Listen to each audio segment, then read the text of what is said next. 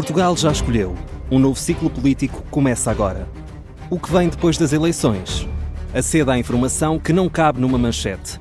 Assine hoje, com até 55% de desconto, e habilite-se a ganhar um dos 10 cartões oferta FNAC que temos para oferecer. Tudo em observador.pt. É 1h.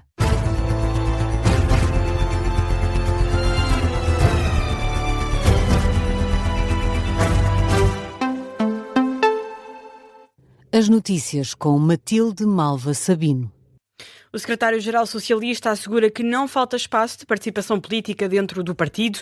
A resposta de José Luís Carneiro surge depois de um grupo de militantes socialistas ter criticado os prazos apertados para o próximo Congresso Nacional do PS. O líder socialista sublinha que há uma porta aberta para todos os que queiram contribuir de forma positiva para uma alternativa política ao governo.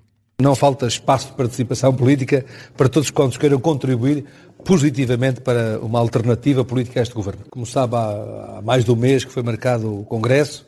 No dia 26 estão previstas a entrega das moções de estratégia e, portanto, quem entendeu ser candidato teve o tempo suficiente para apresentar as suas candidaturas.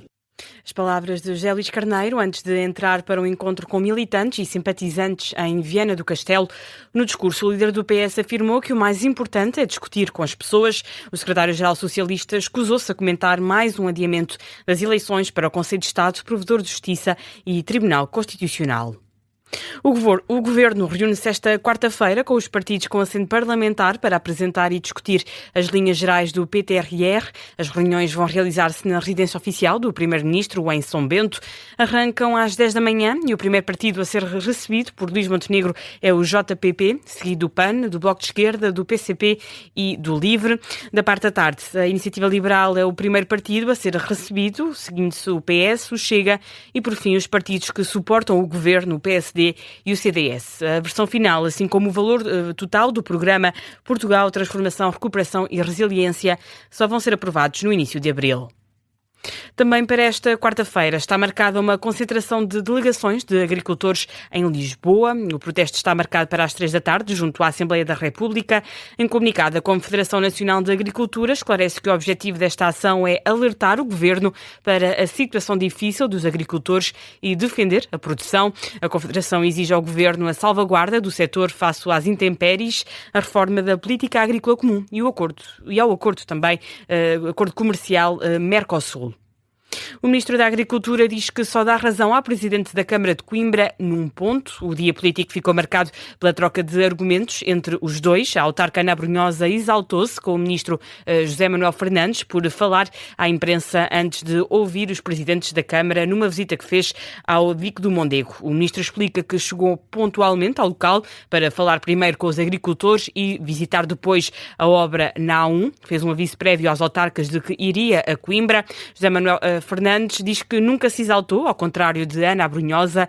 Assegura que compreende que os nervos estejam à flor da pele depois das tempestades e que não lhe passa pela cabeça que a antiga ministra do PS tenha criado um número político. Se houve um momento de atenção, não foi da minha parte. O governante tem que aguentar todos os momentos de tensão. Eu não tive nenhum momento de tensão, bem pelo contrário. E depois, no final, conversamos. Agora, eu não vou dizer que aquilo não vou cometer a indelicadeza ou a presunção de que aquilo pode ter sido uma coisa propositada para se fazer ali um número político da parte da Sra. Presidente de Câmara. Não vou dizer isso. Não vou dizer isso, nem passa isso pela cabeça. Agora, eu costumo sempre pôr no sítio do outro e acho que, face a todos os momentos vividos, há ali alguma tensão e alguma emoção que a própria Presidente da Câmara Municipal acabou por reconhecer. É a reação de José Manuel Fernandes à troca de argumentos com Ana Brunhosa. O Ministro da Agricultura foi entrevistado pela jornalista Mariana Lima Cunha. Pedro Passos Coelho critica a escolha de Luís Neves para Ministro da Administração Interna. Diz que abre um precedente grave que põe em causa a separação de poderes. Num discurso bastante crítico, numa conferência que fez em Lessa da Palmeira, o antigo Primeiro-Ministro do PSD disparou na direção de Luís Montenegro. Eu pensei que, seguramente, a intenção que o Primeiro-Ministro teve ao convidar o ex-diretor da Polícia Judiciária para Ministro da Administração Interna se baseou na melhor das intenções. Não tenho dúvida disso. Mas o precedente é grave. Não se pode passar, penso eu, de diretor da Polícia Judiciária para Ministro da Administração Interna. Eu acho que não se pode. Declarações de Pedro Passos Coelho numa conferência da SEDES sobre reformas para o país. O antigo chefe do governo defende que há uma urgência na reforma laboral que precisa de pulso firme por parte do governo. José Sócrates diz que a recusa da extensão do prazo de preparação da defesa para a advogada Sara Leitão Moreira é mais um episódio de violência e arbítrio contra a defesa do ex-primeiro-ministro. Em entrevista à CNN Portugal, esta noite de terça-feira, José Sócrates fala num processo gigantesco. Esta é a terceira vez que o antigo primeiro-ministro vê advogados a renunciar ao caso devido à complexidade do processo. José Sócrates diz que a defesa é incapaz de ser preparada por qualquer advogado em 10 dias. Bom, este episódio é mais um episódio de violência e de arbítrio contra a defesa e contra, em particular, a minha advogada, tendo como alvo, naturalmente, a minha condição de acusado. É um processo absolutamente gigantesco em que nenhum advogado tem condições para, em 10 dias, se inteirar do seu conteúdo. José Sócrates diz ainda que quer que o Tribunal conceda o princípio de igualdade e apela para que a defesa tenha o mesmo tempo que o Ministério Público teve para preparar a acusação. O Ministro dos Negócios Estrangeiros português considera que a Ucrânia tem feito enormes esforços para se aproximar das posições russas nas negociações de paz. Paulo Rangel diz que Kiev não pode fazer mais. É uma leitura feita no 4º aniversário da guerra na Ucrânia. Na SIC Notícias, o Ministro defende que se a Ucrânia fizer mais, vai acabar por ceder vitórias à Rússia.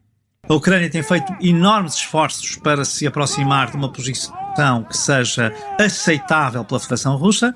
Não pode fazer mais. Julgo que tudo o que fizer a seguir será, na verdade, claudicar e ceder, dando uma vitória expressiva à Rússia e, portanto, não a detendo, neste caso, ao regime de Putin, não o detendo na sua vontade expansionista.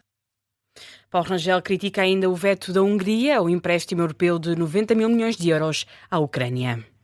O Major-General João Vieira Borges diz que a guerra na Ucrânia mostra sinais de se manter, apesar das conversas para um acordo de paz, e destaca o papel de Vladimir Putin no conflito. No gabinete de guerra, o Major-General João Vieira Borges fala numa clara evolução na forma como a guerra tem sido executada nos últimos 4 anos. Estes 4 anos transformaram completamente a guerra. Tornou-se numa guerra em que os drones e a guerra eletrónica têm um peso específico, em que a guerra energética passou a ser parte dos dois opositores, de maneira diferente, no caso da Rússia para pressionar a população, para privar a população, enquanto que no caso da Ucrânia é para privar, digamos, o reabastecimento para a guerra. O Major-General João Vieira sublinha também que a entrada da Ucrânia na União Europeia seria decisiva para afetar a Rússia. Eu acho que é fundamental para a Europa que a Ucrânia, independentemente de não respeitar todas as suas condições impostas, ou as condições impostas pela União Europeia, designadamente nas áreas da corrupção, na área das finanças, ela entra, porque esse é que é o instrumento mais forte que a União tem para fazer face à Rússia. O Major-General João Vieira Borges, esta terça-feira, no Gabinete de Guerra, dia em que a invasão militar russa à Ucrânia completou o 4º aniversário. O presidente ucraniano afirma que a Rússia não quebrou os ucranianos nem triunfou na guerra. Numa publicação na rede social X, Volodymyr Zelensky admite, no entanto, que a invasão testou severamente a determinação de Kiev e dos aliados. O líder ucraniano ressalva ainda que a guerra alimentou os receios dos europeus sobre a escalada das ambições de Moscovo. Marcelo Rebelo de Sousa agradece aos militantes portugueses em missão na República Centro-Africana e não poupa nos elogios. O Presidente da República diz que são os melhores porque permanecem no terreno enquanto outros acabam por partir e diz que não é o único a dizê-lo. Meus amigos, não sabem, mas eu tenho no meu país os melhores militares do mundo, que são portugueses. Quando é preciso intervir, quando é preciso sermos os primeiros, somos nós, portugueses. Quando é preciso corresponder a situações então aflitivas no aeroporto, O antigo campo era bem pequeno, era partilhado com outros países e outras forças e outros contingentes. Quando é preciso tomar a iniciativa, quem aparece? Os portugueses. Marcelo Rebelo de Sousa a lembrar elogios a militares portugueses, numa referência à viagem anterior de Marcelo à República Centro-Africana, em março de 2018, fala de um outro mundo, nessa época, ainda com presença de militares franceses e de outros países europeus e latino-americanos, mas sem nunca conseguir substituir Portugal. Donald Trump deverá apresentar planos para o Irão no discurso do Estado da União. A informação é avançada pela agência Reuters, que cita 2 responsáveis da Casa Branca. As 2 fontes não detalham que planos são estes, mas admitem que podem incluir uma mudança de regime. A agência noticiosa classifica o discurso desta noite como uma oportunidade para o presidente norte-americano justificar perante os eleitores o interesse em intervir no Irão. Falta menos de 1 hora para o arranque desse discurso do líder norte-americano. Donald Trump já avisou, vai ser uma intervenção longa. Ainda nos Estados Unidos, o Departamento de Justiça norte-americano ocultou documentos sobre um alegado abuso sexual a menor por parte de Donald Trump, é o que revela uma nova investigação da emissora NPR, divulgada esta terça-feira, sobre o caso Epstein. O Departamento de Justiça terá retido 50 páginas de documentos que sugerem que o presidente dos Estados Unidos abusou sexualmente de uma menor. Em reação à reportagem, os democratas confirmam publicamente a aparente ocultação. Foi a notícia de fecho deste jornal. A informação regressa à 1h30. Até já.